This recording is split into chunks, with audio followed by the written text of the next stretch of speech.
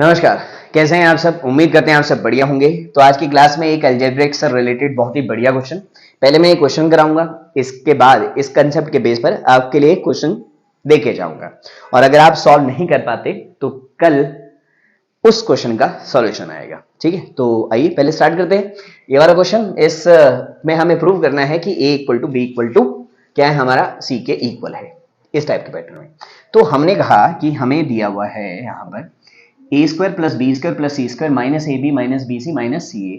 ठीक है, मैंने क्या किया, 2 से मल्टीप्लाई कर दिया सबको, 2a square 2b square 2c square minus 2ab minus 2bc minus 2ac equal to 0। और क्योंकि मल्टीप्लाई किया है, इधर 2 से क्या भी कर दिया हमने, डिवाइड भी कर दिया। ठीक है, या यूं कह लो दोनों तरफ हमने 2 से मल्टीप्लाई कर दिया, यूं कर लेते हैं। दोनों बोथ साइड हमने किससे मल्टीप्लाई कर दिया, 2 से मल्टीप्लाई कर दिया हमने। ठीक है, चलो डिवाइड भी रहने दो, रहने भी दोगे नहीं भी दोगे कोई फर्क नहीं पड़ता। ठीक है, अब इसके बाद इसको सॉल्व करना है। अब हमने कहा कि हमारे पास ये 1/2 तो हमने एज इट नोट कर लिया। इस ए स्क्वायर को मैंने 2 बार लिखा, A square plus A square.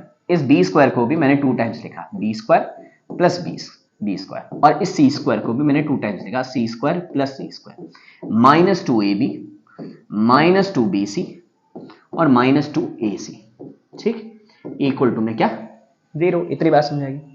अब मैंने क्या किया, 1/2 तो एज इट इज रखा, मैंने एक ये ए स्क्वायर ये बी स्क्वायर और ये 2ab माइनस का ये एक साथ रख दिया। तो मैं वाइट से ही लिख देता हूं, a square plus B square minus 2ab, इनको हमने रख दिया एक साथ। ठीक, उसके बाद नेक्स्ट कलर ले लेते हैं। उसके बाद ये वाला ए स्क्वायर ये वाला सी स्क्वायर और 2ac ये एक साथ रख दिया। चलो रख लेते हैं, ए square plus c square minus 2ac। ठीक, नेक्स्ट अलग कलर से ले लेते हैं। अब हमने कहा हमारे पास बच गया, ये भी हो गया है ना, अब ये बच गया बी स्क्वायर, ये बच गया एक सी स्क्वायर और ये एक बच गया माइनस 2ac। तो हम लिख लेते हैं इसको a square b square plus c square minus 2bc equal to किसके, 0 के।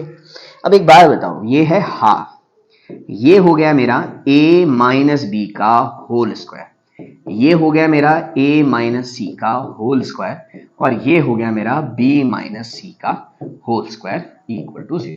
आप चाहो तो इसको c माइनस बी भी लिख सकते हो, क्योंकि a माइनस बी का होल स्क्वायर और b माइनस ए का होल स्क्वायर एक ही बात है, क्योंकि अल्टीमेटली इन्होंने सब्ट्रैक्ट होके क्या हो जाना है, स्क्वायर हो जाना है, तो नेगेटिव का तो फर्क ही नहीं पड़ता। ठीक है, अब हमारे पास ये आया। अब एक बात सुनो, हमारे पास आया है हाफ a माइनस बी का स्क्वायर प्लस b माइनस सी का स्क्वायर प्लस c माइनस ए का स्क्वायर इक्वल टू 0। अब मेरे को एक बात बताओ जरा ध्यान से सोच के, ये सारा इक्वल टू 0 होना है, ये सारी टर्म स्क्वायर में है, सब जगह पॉजिटिव है। ये एक ही वजह से 0 हो सकता है कि जब ये वाली टर्म और ये वाली टर्म क्या हो, 0, अदरवाइज पॉसिबल ही नहीं है। एक ही केस है कि क्या a माइनस बी का स्क्वायर इक्वल टू 0 हो, या फिर b माइनस सी का स्क्वायर इक्वल टू 0 हो और c माइनस ए का होल स्क्वायर जो है वो किसके इक्वल हो, 0 के इक्वल हो। अब यहां से क्या मिला मुझे, a minus B equal to 0, क्योंकि 0 का स्क्वायर रूट तो 0 होता है, a इक्वल टू बी, एक ये मिला। एक यहां से क्या मिला, सेम मिल जाएगा b इक्वल टू सी और यहां से मिल जाएगा c इक्वल टू a, है ना।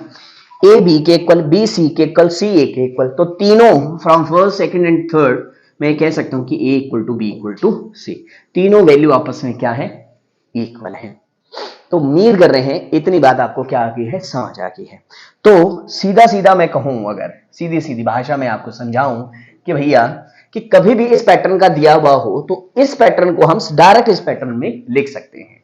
ठीक है, मान लो मैं आपको समझा देता हूं, मैं किसी और वेरिएबल है, मान लो ऐसे दे रखा है X square plus Y square plus Z square minus X Y minus Z Y minus X Z equal to 0।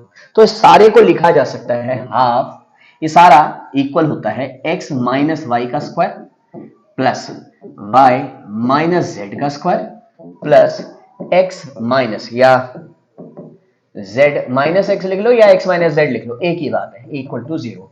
तो इससे आपको ये रिजल्ट डायरेक्ट क्या होना चाहिए, याद होना चाहिए।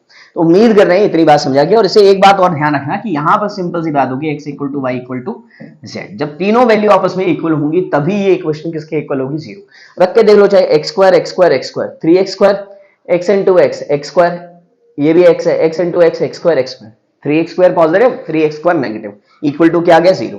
तो आपको इससे ये वाली बात और ये वाली बात, दो बातें क्या होनी चाहिए, याद। या उल्टा समझ लो कि कभी ये दिया गया हो तो भैया ये इसके इक्वल होता है, और ये तीनों वैल्यू आपस में क्या आपके इक्वल।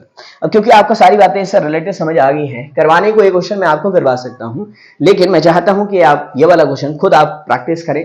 मैंने आपको कंसेप्ट बता दिया है, वो लगाना आपने सीखना है। तो मैं इस क्वेश्चन का सॉल्यूशन लेके आऊंगा नेक्स्ट वीडियो में। तब तक के लिए नमस्कार।